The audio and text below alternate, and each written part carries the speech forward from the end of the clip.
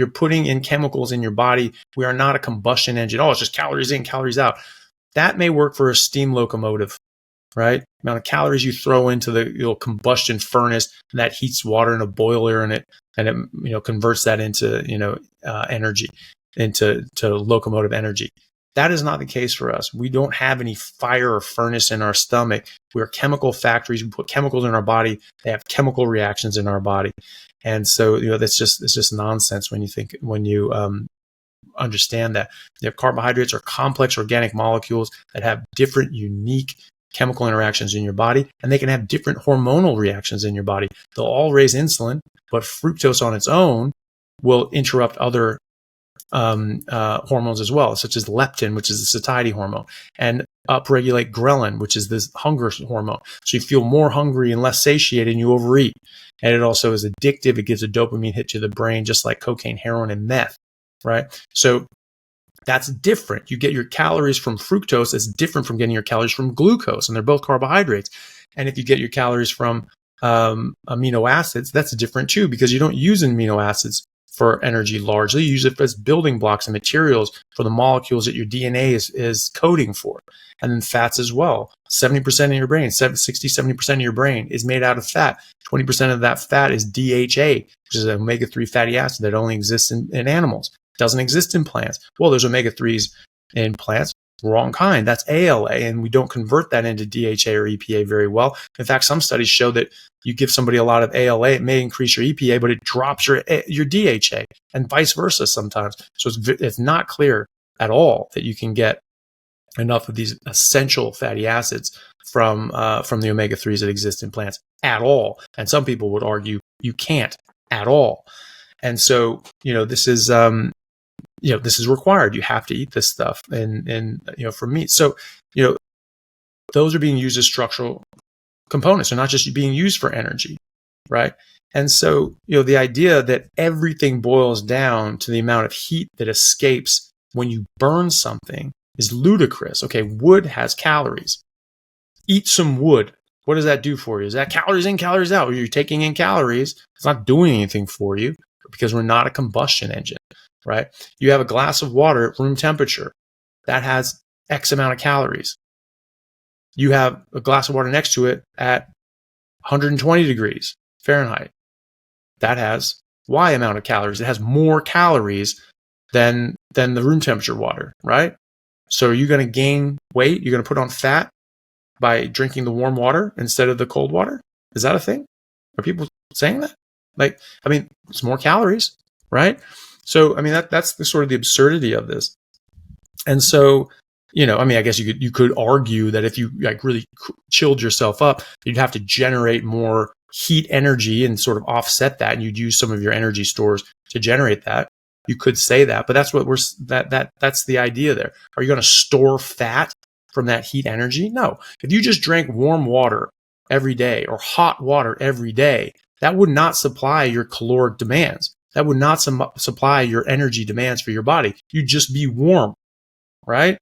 But you would not be able to function normally, right? You wouldn't get the chemical energy your body needs. So you're not going to live on just warmth. If you're just getting 2,000 calories from sitting in the sun and soaking in a hot tub and drinking warm water, no, that's not the same thing. This is chemical energy derived from food. Also, just to go on another tangent. Again, I apologize to everybody bearing with me, but no apologies here. I appreciate it, Brad. Yeah, it just bugs the hell out of me with the whole calories in, calories out things. Oh, more calories equals more weight. Well, we've already established that's retarded.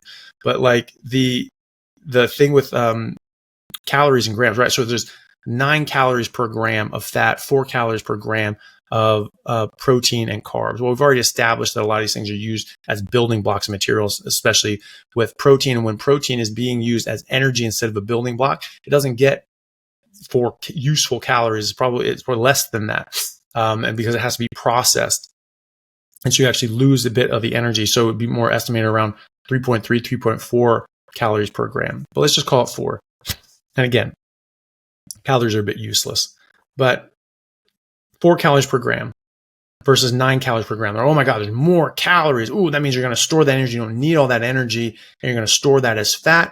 and fat has weight, and therefore you're going to get fat and you're going to weigh more. But again, calories don't have weight. Atoms have weight. Matter has weight.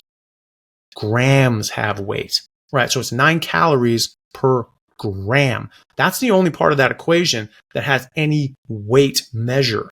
The calories don't. That's heat energy. Grams is weight, mass, right? So flip that around. 1 gram per 9 calories for fat. Or 2.2 grams per 9 calories for carbs and protein. So there's more weight to get the same amount of energy. So if you want 2,000 calories a day, which is, again, useless, calories are useless. But let's say you'd have to eat twice as many grams, twice as much weight to get those calories, that energy from carbs and protein.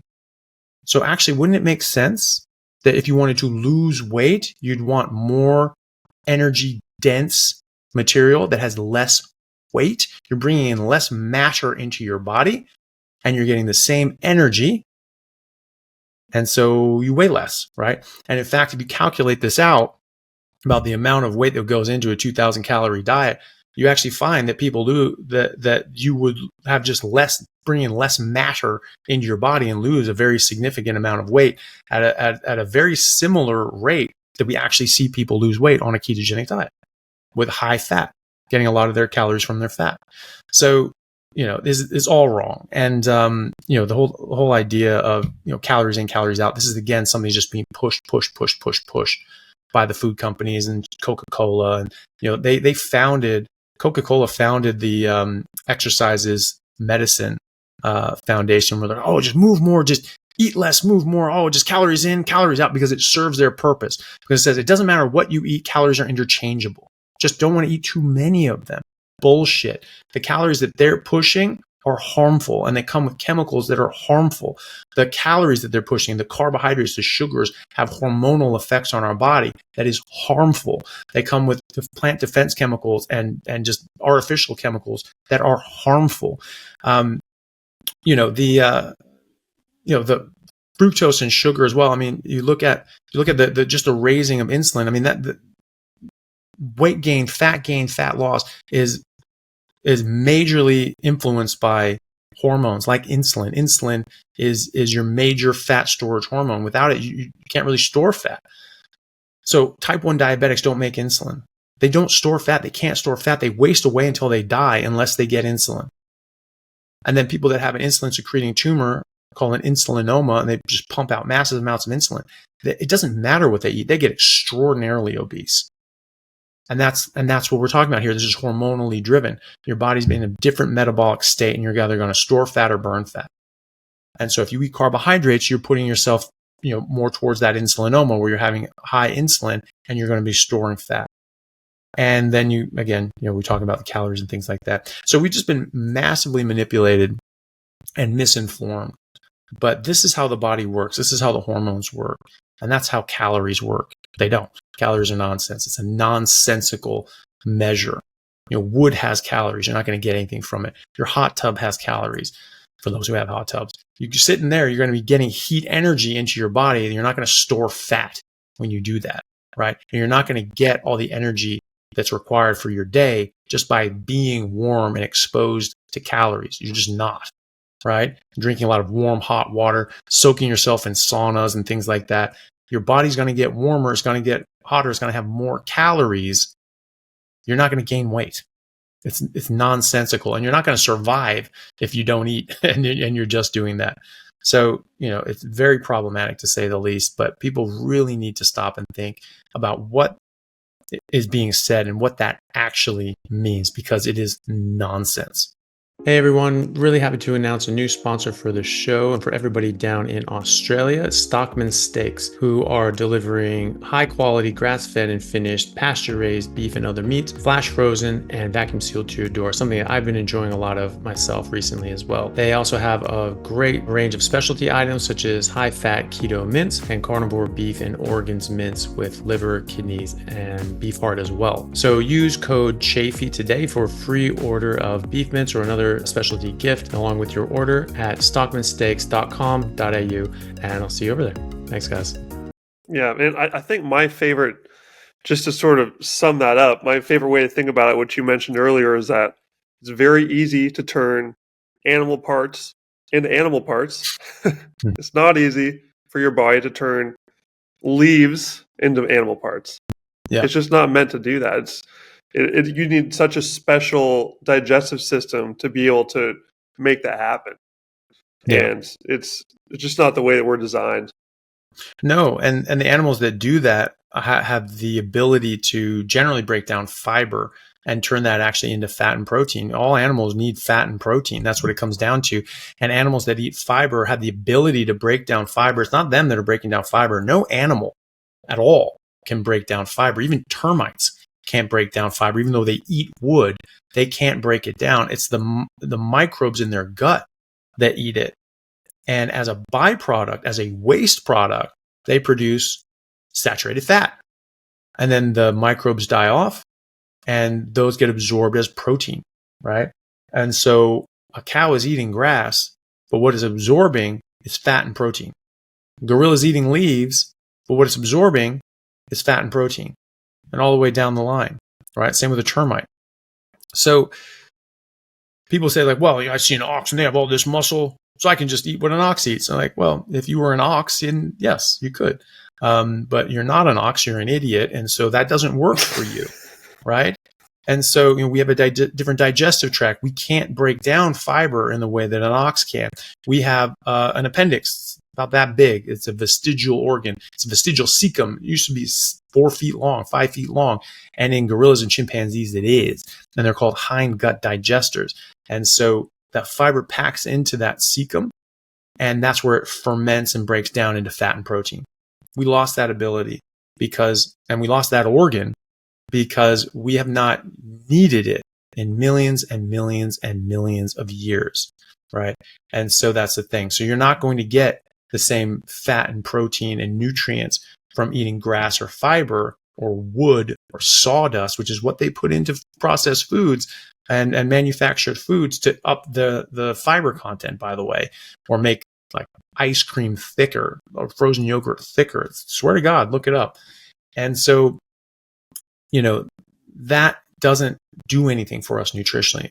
How can fiber be an essential nutrient if it doesn't even provide any nutrients, right? We can't break it down. We can't use it. So there's no nutritional benefit from it. So how can it be an essential nutrient? It's not a nutrient at all. And so these animals that can break down fiber, they're the ones that can survive on this, and they get fat and protein. We can't get fat and protein from plants anymore. And so we need to get that from animals. That's, again, 70% of animal species are carnivores. And they eat other animals to get that fat and protein because they can't get it from plants. They can't break down the fiber. They're not turning sugars into fat and protein. I mean, you can get some conversions, if you get simple sugars in your body, but really not much, and certainly not to meet your metabolic demand. You need fat and proteins. We can't get it from plants. We need to get it we need the right fat and proteins, and you need the right vitamins and minerals and nutrients that you cannot get properly from plants. You really just need to get it from me, and you can get it all from me. You don't need any plants. There's nothing in plants that you need, that you have to have, that you cannot get from eating meat. Even vitamin C, that you need massively smaller amounts of vitamin C when eating a meat-only diet, which is why Inuits don't get scurvy, which is why the polar explorers who ate the Inuit diet of just meat and blubber didn't get scurvy, but the ones who snuck in sailor's biscuits and bread did, right? Because depending on what you eat, you need a different constellation of nutrients. And so this is just disrupting our body's normal biomechanics by eating the wrong things. And it just causes all this disease and harm. And we could spend days going through all the different diseases that are manifest from eating the wrong thing. But basically, it just boils down to the fact that all these non-communicable chronic diseases, or the majority of them, are coming from a combination of toxicity, malnutrition, eating the wrong things, getting a toxic buildup of a species inappropriate diet, and a lack of species-specific nutrition, namely too much plants and artificial crap that we've never eaten before, aren't designed for, and cause harm, and not enough essential nutrients that we would get from fatty meat that are what our body requires for normal production.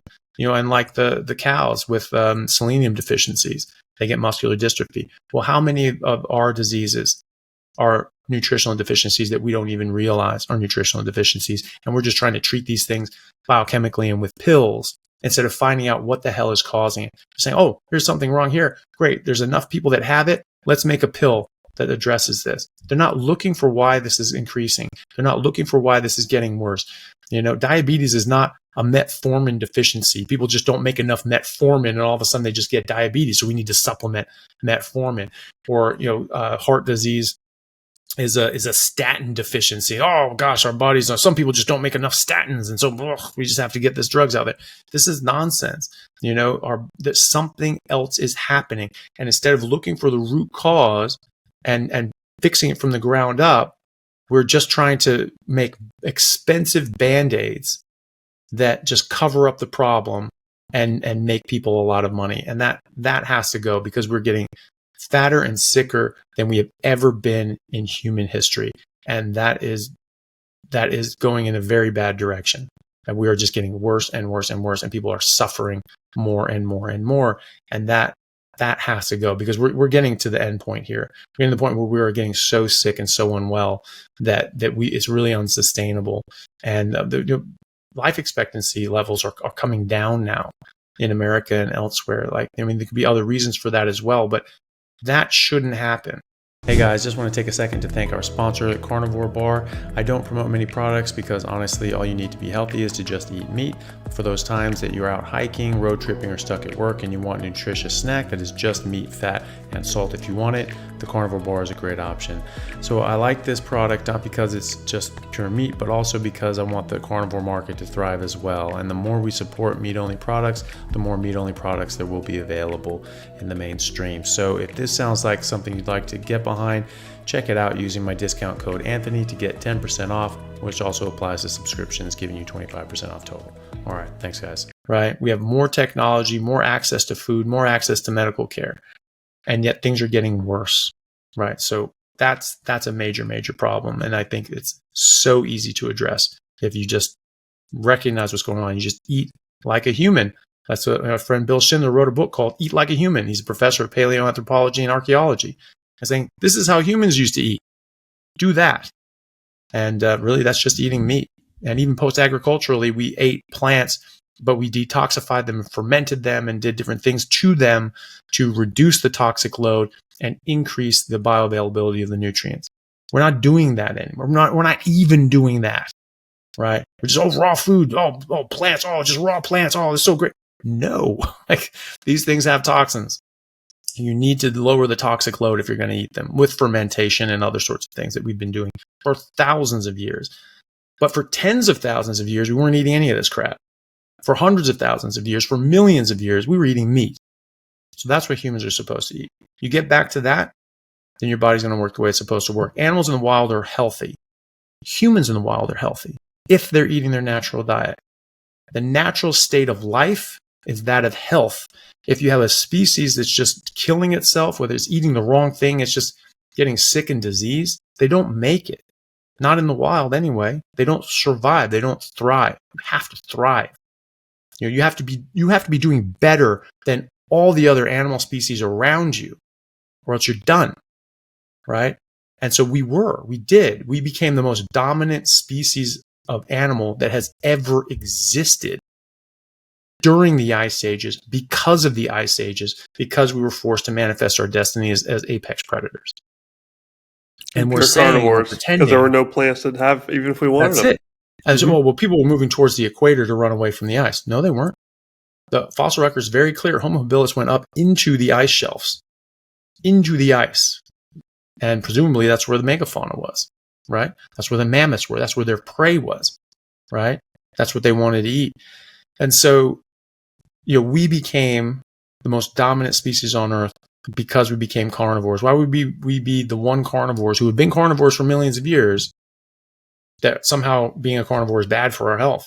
Do lions get sick? Do they get diabetes and heart disease from eating meat? Do dolphins? Do sharks? Do whales? Do birds of prey and other sorts of things? No. Like, why would we be the only species of animal to be harmed by this food source? It's complete garbage, especially when we've been adapted to it for so many millions of years. There is nothing inherently harmful in meat. And even if there were, we would be well adapted to it. There are plenty of things that are harmful in plants. And we've had some adaptation to it, but only 10,000 years. We had millions of years for meat, 10,000 years for plants, only in some populations. Other populations are much more recently introduced to this stuff, and they become much more sick when they eat Western food, plant-based food, agricultural food, agrarian food. They get much more sick. So we've had some adaptation. They're saying, yeah, 10,000 years, plenty of time. But 2 million years isn't? What's wrong with your brain? Right? So these people are frauds, and they're trying to perpetuate a fraud on people. And, they're trying to sell whatever, that's fine, but they're doing it fraudulently. They're trying to push an ideology and a narrative that is fraudulent. It's fictitious. It doesn't meet with the observed facts and data. And it hurts people. So, that needs to go, and people need to understand these people are frauds. Carbohydrate toxicity and seed oils and alcohol. Those are the things that are going to damage your body and cause insulin resistance and disruption of your normal workings of your metabolism, so that you can't function properly and your blood sugar starts going up and up and up and up and up, which will kill you eventually, because blood sugar that gets too high is toxic to your body. And it will eventually kill you. And this is why diabetics, their feet get amputated.